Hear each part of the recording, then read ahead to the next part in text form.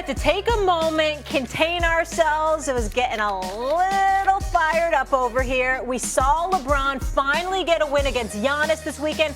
Got a win against Kawhi. Stephen A., he answered the call, as you've been asking for all season long. So that got us thinking about who is the best player in the world, and it just became a hot mess here. So let's continue. Stephen, I got to answer something Stephen A. said. Stephen A., you talked about, I think it's Kawhi, because I think he took it. Look, LeBron wasn't there, but okay, title's vacant now. Kawhi took it. You talk about LeBron early this season. I take that as he didn't want it with Kawhi. First two games, he wanted it with him last night.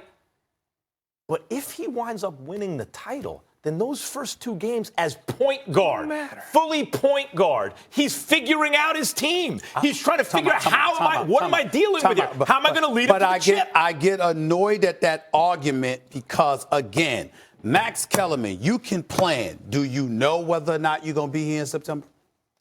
October. How about next month? How about next week? Tomorrow's not guaranteed. I'm speaking from a literal perspective here. I ain't trying to get spiritual or all of that stuff. I hear what you're saying. You're about to hit me with the tomorrow isn't guaranteed. Listen to what I'm saying, because I'm very serious about it. What I mean by that is this. We charge the American public for those games. They ain't free. There's nothing wrong. I'm not saying that LeBron needs to have his A game every time or whatever. I'm saying there's something to be said about finding challenges within a challenge and embracing it in the moment. Because, again, like, for example, LeBron made news just the other day when he said, I ain't playing in front of no empty stadium. That ain't gonna be me.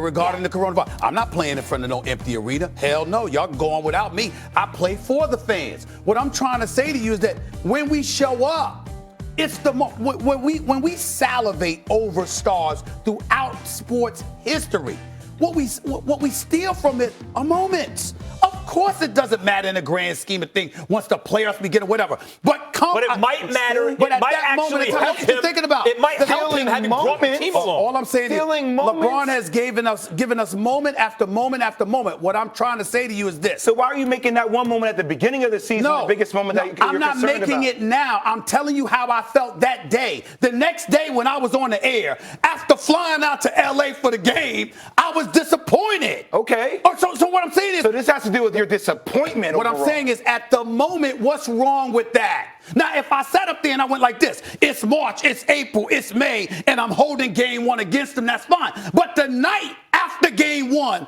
what's wrong with that if I had an attitude? Now you are holding that game against him right now, Stephen. He brought up how I was feeling at that time.